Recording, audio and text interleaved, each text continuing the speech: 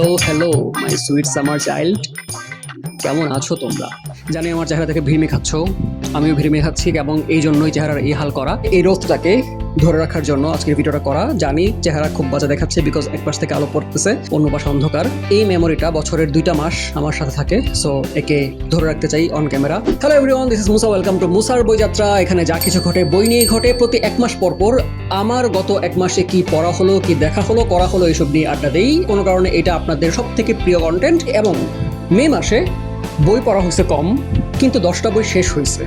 তার কারণ আগে থেকে পড়তে থাকা অনেকগুলো বই এই মাসে শেষ করা হয়েছে। সেগুলো মিলে আপনারা স্ক্রিনে দেখতে পাচ্ছেন এই মুহূর্তে যে কোন কোন বই আমার শেষ হলো মে মাসে এসে। তো সেগুলো দিয়েই শুরু করি। অ্যান্ড স্টার্টিং উইথ বইমেলার একটা নতুন বই, বিবলিও সংকলন medical thriller. Medical thriller as a genre বাংলাদেশে সর্বপ্রথম ইন্ট্রোডিউস করেন ফুয়াদ আলফিদা, ডাক্তার ফুয়াদ আলফিদা। এবং ওনার নীল নকশা, চন্দ্রাহত, ওই উপন্যাসগুলা ছিল প্রথম উদাহরণ, যেগুলো আমাদেরকে বলছে যে দেখ ভাই, এইটা হচ্ছে মেডিকেল থ্রিলার জনরা। এবং ওই বইগুলো তখন যেমন জনপ্রিয় ছিল, আমি এখনও চন্দ্রাহত খুব মিস করি বিকজ গল্পটা আসলেই ভালো ছিল। সো মেডিকেল থ্রিলার সংকলনটাতে 15টা গল্প, 15 জন লেখক লিখছেন। এদের অনেককে আমি চিনি এবং যাদেরকে চিনি তারা ডাক্তার। সো আই গেস বাকিরাও ডাক্তার, অথবা ডাক্তার হইতে হবে এমন না মেডিকেল থ্রিলার লেখার জন্য। 5টা গল্প রিমার্কেবল লাগছে।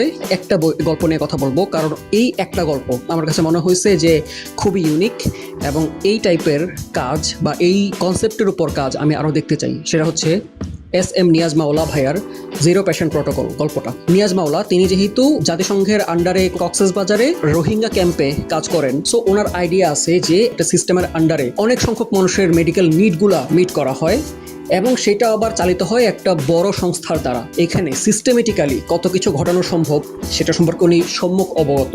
এবং এখান থেকে উনি গল্পটা বলছেন একটা পোস্ট অ্যাপোকালিপটিক বা ফিউচারিস্টিক ওয়ার্ল্ডে, যেখানে WHO নাই, কিন্তু এই জায়গায় অন্য একটা সংস্থা কাজ করতেছে পুরা, মানে WHOর জায়গাটাতে, যারা কিনা একটা কমার্শিয়াল সংস্থা, কর্পোরেট সংস্থা। সো তাদের কিছু নিড আছে যেগুলো ওরা আইনের ফাঁকফোকর গলায় মানুষের খারাপ করার মাধ্যমে ওদের ব্যক্তিগত স্বার্থ উদ্ধার করতেছে। কিন্তু সেটা কিভাবে পসিবল হচ্ছে একটা ফ্রেমওয়ার্কের ভেতর দিয়ে, এই ব্যাপারটাই ফ্রেমওয়ার্কটা যেহেতু নিয়াজ ভাই ভালো বুঝেন, যেহেতু উনি এই জায়গাতে কাজ করছেন, উনি ওই জায়গায় গিয়ে গল্পটা বলছেন। এই বইয়ের বাকি 14টা গল্প হচ্ছে রুট লেভেলে ডাক্তাররা যেসব জিনিস ফেস করে সেই সব নিয়ে। এই একটা গল্প একটা মেসিভ স্কেলে, এটা নিয়ে আসলে একটা উপন্যাস হইতে পারতো। এবং সিস্টেমের ভেতরের ভূত এত চমৎকার অ্যাড্রেস করা হয়েছে গল্পটাতে, এটা অ্যামেজিং। এবং এইটাতে মজার ব্যাপার কি ছিল, এমন কিছু জায়গা, এমন কিছু টার্ম, এমন কিছু ঘটনা বলি যেগুলো আসলে ডাক্তাররা প্রতিনিয়ত ফেস করেন, অন্য মানুষরা এটা কখনোই রিলেট করতে বা ফেস করবেন না। কিভাবে ডিউটিতে অ্যাসাইন করা হয় ডাক্তারদেরকে, কিভাবে একজন সিনিয়রের আন্ডারে অনেকজনকে ইন্টার্নি করতে হয়, তারপরে যখন অনেক রোগীর চাপ পড়ে তখন কেমন একটা হিমশিম দশা চলে আসে।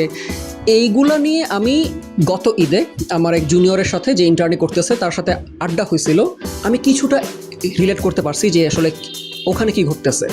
কিন্তু যারা ডাক্তারি পড়তেছেন বা ডাক্তার হয়ে গেছেন, তারা এই ব্যাপারগুলা বেশি রিলেট করতে পারবেন এবং বেশি এনজয় করবেন। সো এটা ডাক্তারদের জন্য খুবই চমৎকার একটা গিফট হতে পারে। অ্যান্ড আমি শুনলাম যে বিবলিওফাইল প্রকাশনী তারা মেডিকেলিও নামে এই সিরিজটাকে কন্টিনিউ করতেছেন। সামনে একটা নেসেসারিলি মেডিকেল থ্রিলার হবে না, medical horror, medical Literary fiction, anything হতে পারে, বাট মেডিকেল সংক্রান্ত গল্পের আর একটা সংকলন আসতেছে। ভালো হবে বিষয়টা, থামস আপ বিবলিওফাইলের জন্য।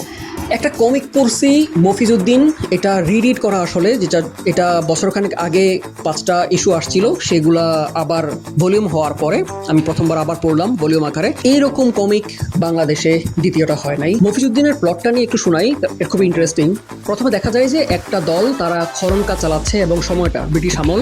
বাই দ্য ওয়ে, এটা কিন্তু প্যারালাল একটা ইউনিভার্সাল গল্প, মানে আমাদের টিপিক্যাল হিস্টোরির পার্ট না। ব্রিটিশ পিরিয়ড, একটা দল খনন কাজ করতেছে এবং ঘুরতে ঘুরতে তারা এমন জায়গায় পৌঁছে গেল যেখানে কোনো একটা নিষিদ্ধ শক্তি লুকায়িত ছিল এতদিন, ওদের খননের চোটে বের হয়ে আসছে। এবং মফিজউদ্দিন নামের একজন কর্মী সেখানে কাজ করতেছিল, তার উপরে ভর করে, এবং সে হয়ে যায় ভ্যাম্পায়ার। তো আমরা ভাবছিলাম যে একটু ভ্যাম্পায়ারিজমের অ্যাকশন থ্রিলার টাইপের গল্প পাবো, কিন্তু না, কাহিনী চলে গেছে এখন হাজার হাজার বছর পেছনে।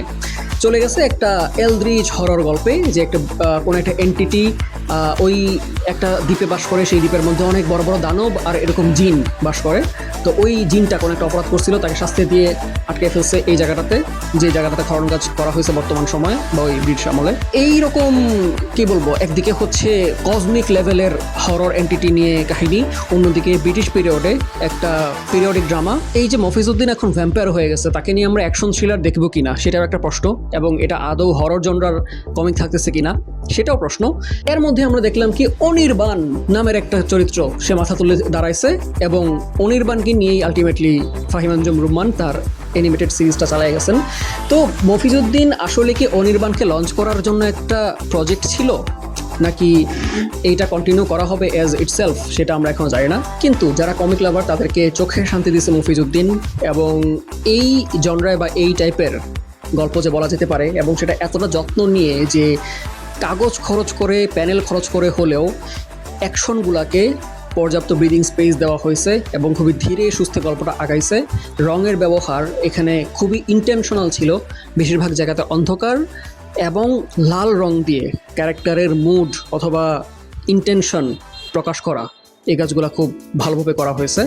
সো মফিজউদ্দিন একটা আক্ষেপের জায়গা, কারণ গল্পটা শেষ হয় নাই, যে কোনো পাঠকের পড়তে ভালো লাগবে না, কারণ এত মোটা বই ছোট একটা গল্প পড়তে কারে বা ভালো লাগে। বাট যারা কমিক পড়তে চায় তাদের জন্য একটা কালেক্টিবল ঢাকা কমিক্স থেকে ভলিউম আকারে বেরিয়েছে। এই ঈদুল আজহায় বেঙ্গল বুকস থেকে 4টা বই বেরোয়েছে, এর মধ্যে 2টা হচ্ছে এই সাইজের, পকেট সাইজ। আমার এই যে ফতুয়ার পকেটে এটা এঁটে যাবে। তো এটাকে বলা হচ্ছে বে ওয়েস্টার্ন বুক পকেট সিরিজ, কারণ যে বইগুলো বুক পকেট সাইজে আসতেছে সেটা প্রমাণ সাইজে আসবে না। অ্যান্ড এই বইটাই পড়লাম, সো বইটা নিয়েই বলি। ওয়েস্টার্ন জনরাটা আমি খুব বেশি পড়ি নাই, সিনেমাতে দেখছি। সো ওয়েস্টার্ন মানেই কাউবয়, ওয়েস্টার্ন মানেই গোলাগুলি, যারা ভাবেন তাদের মনে হয় একটু অন্য ভাবনা এনে দিবে এই বইটা, বিকজ ওখানে দেখানো হয়েছে যে ওই সময়টা কতটা চ্যালেঞ্জিং ছিল, ওখানে জনপদের বাইরে মরুভূমিতে সার্ভাইভ করাটা কতটা কঠিন ছিল, ওখানে যে আদিবাসীদের সাথে ইউএস আর্মির একটা যুদ্ধ চলতেছে সেইটার অবস্থাটা কেমন, এই সব কিছু নিয়ে একটা খুবই কি বলবো ওই সময়টাকে দেখানোর মতো গল্প হয়েছে। কিন্তু গল্পের যেই মেইন জিস্ট, যে কাহিনী, সেটা খুব বেশি ছিল না, খুব বেশি মারামারিও ছিল না। শুরুর দিকে ঘোড়ায় চড়তে বা ঘোড়াকে টেইন করার একটা দৃশ্য ছিল, ওইটা আমার কাছে এই বইয়ের বেস্ট সিন। তারপর থেকে 308 পাতার বই আমাকে খুব একটা টেনে ধরে নাই, বাট পড়ে ভালো লাগছে, বিকজ আমি এটা পকেটে নিয়ে ঘুরে বেড়াতে পারছি, এবং যখন আমার বোর লাগতেছিল পকেট থেকে বের করে পড়তে পারছি। এই উদ্যোগটা আমি খুবই অ্যাপ্রিসিয়েট করতেছি। এই বছরে আমি সেরা একটা উদ্যোগ নিয়েছিলাম, সেটা হচ্ছে গল্প পড়া প্রতিদিন একটা করে, এবং সেই সূত্রে শার্লক হোমসের গল্পগুলো আমি প্রথমবার পড়া শুরু করলাম, and that was the best thing I could have done. আমি শার্লক টিভি সিরিজ বলেন বা রবার্ট ডাউনি জুনিয়রের শার্লক হোমস মুভি বলেন, সবই দেখছি, সব অ্যাডাপ্টেশনের বাইরেও মূল সোর্স ম্যাটেরিয়ালটা এতটা জোস, সেটা পড়লে আন্দাজ করতে পারবেন। অ্যান্ড মজার ব্যাপার হচ্ছে কোনান ডয়েল গল্পগুলোতে যেভাবে থ্রিলটা রাখছেন, রহস্যটা রাখছেন, তেমনিভাবে এটা ওই সময়কার সমাজ জীবনের একটা সামাজিক গল্প হিসেবে বেশ ভালো। কারণ তখনকার সমাজের ভ্যালিউজ কেমন ছিল, ভ্যালিউ ডিঙায়ও মানুষজন কীভাবে অসামাজিক কর্মকাণ্ড করে বেড়াইতো, এবং সেগুলো ঘিরেই আসলে রহস্যের জন্ম। এইগুলা দারুণভাবে আসছে কোনান ডয়েলের গল্পগুলোতে। এই দিক থেকে আমার কাছে মনে হয়েছে শার্লক হোমস পড়া খুবই ভালো সময় পার করার একটা মাধ্যম। আমি 2টা বই শেষ করলাম এবছরে সোফার।